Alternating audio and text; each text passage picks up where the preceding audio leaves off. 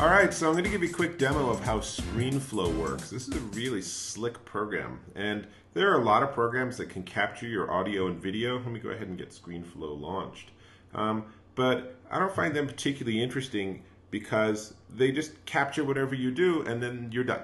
So what I'm going to demonstrate here is Screenflow, which does lots of things after the fact. So let's see, I guess I'll use the built-in mic. And I'm just going to go ahead and record something really simple. So Screenflow gives you the countdown, and now I'm recording sort of double.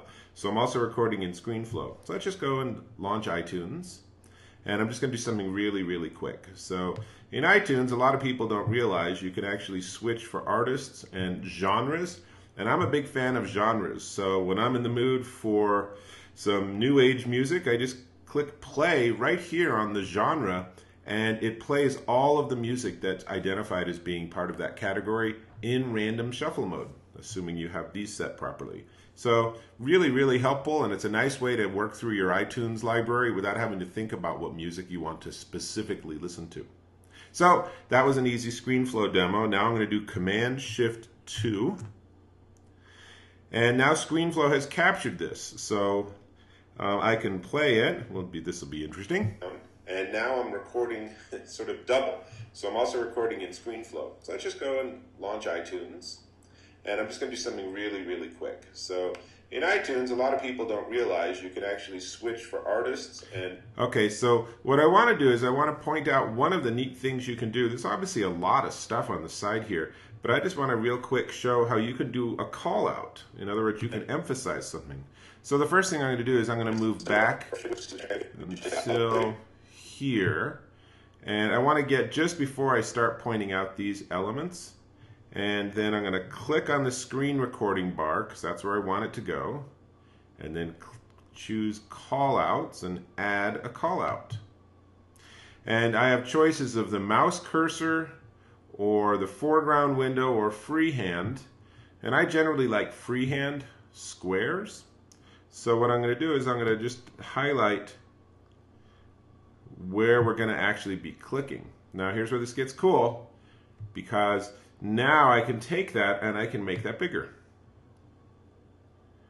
So let's see, we can do that, and let's just see what that looks like.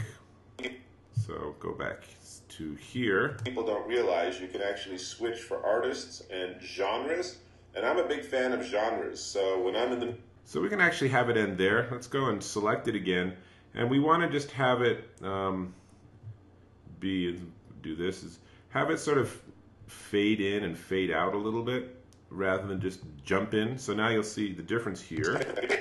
iTunes, a lot of people don't realize you can actually see how that sort of zooms in, and then when it's done, zooms out. So that's great. So now the next call out I'm going to make, just real quick, is I'm going to call out the specific genre icon. So let's see where that happens. So when I'm in the mood for some new age... Okay, so there it is. So let's back up just a little bit. So I'd say right about maybe there, because we do have that little zoom in. So again, we're down here, we add a call out, and this time let's make it... Ooh, that's not right. Let's also make it freehand, but this time let's make it a circle, just for something different. And notice here I can make it a little bigger, which is going to be good because I want to really encompass all of that. Maybe even a little bigger than that. So we'll do that. And again, we want that to zoom in a little bit. And notice it'll just automatically put things in the right place. And now we know about the fade in and fade out. So let's see how that goes. Let's see. So, okay, and sometimes I've found that you have to click on the other track to get your control back. Not a big deal. So now I'll click. For some new age music, I just click play right here on the genre, and it plays all of the music that's identified as being part of that category. So I think actually we can make that call out go all the way to where I say part of that category. So I'm going to click and drag and put it out to about here, I think is where we were. Let's see. Again, click on the other one and go here. In random shuffle mode. assuming you have these set properly. So, okay, and then obviously these set properly is the perfect thing for us to also tag. So let's just do that real quick. And we'll do one more call out. Okay, so notice when I had the microphone track selected that I couldn't add a call out. See, this is grayed out. So to do that, I just select the screen recording track, and now I can add the call out. So it's on circle on the mouse cursor. I'm really a big fan of freehand, so let's do that. And there's some screen weirdness going on here. Don't worry about it. Yeah, see, it clears itself out. Nothing I ever worry about. And again, we'll zoom it in. We'll have it fade in and fade out. And I have a feeling it's going to be too long, but let's see. Okay, so we're here. Shuffle mode, assuming you have these set properly. So really, really helpful, and so it's too long. So let's just go ahead and trim this one down a little bit.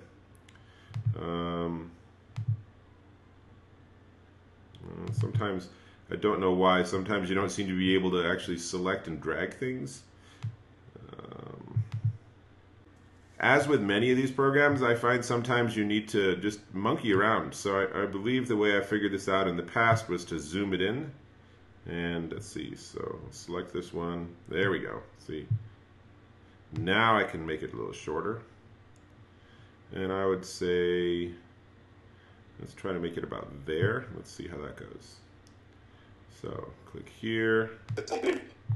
Really, really helpful, and it's a nice way to work through your iTunes library without having to think about what you... And of course, when you're done, all you have to do is you can just do save, and I'll save this as iTunes genres.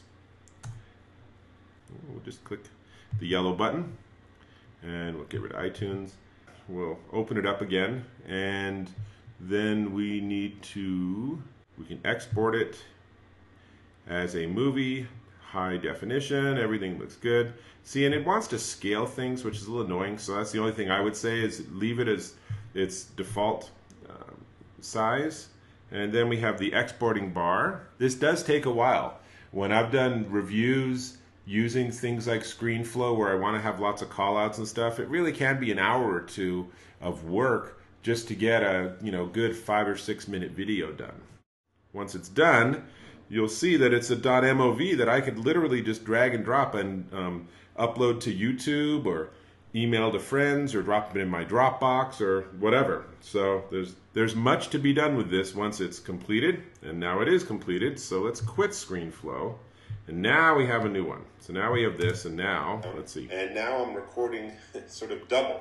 So I'm also recording. So I probably should have cleaned up the very beginning part too, but that's okay. And I'm just going to do something really, really quick. So in iTunes, a lot of people don't realize you can actually switch from. So there's our first call out. Genres. Very nice. And I'm a big fan of genres. So when I'm in the mood for some new age music, I just click play right here on the genre, and it plays all of the music that's identified as being part of that category in random shuffle mode, assuming you have these set properly. So there's the third. Really, really helpful. So really nice, and I gotta say Screenflow is just a huge benefit if you really want to take that step from having just screen captures and actually have something that's really professional and something that looks really good. So I recommend it.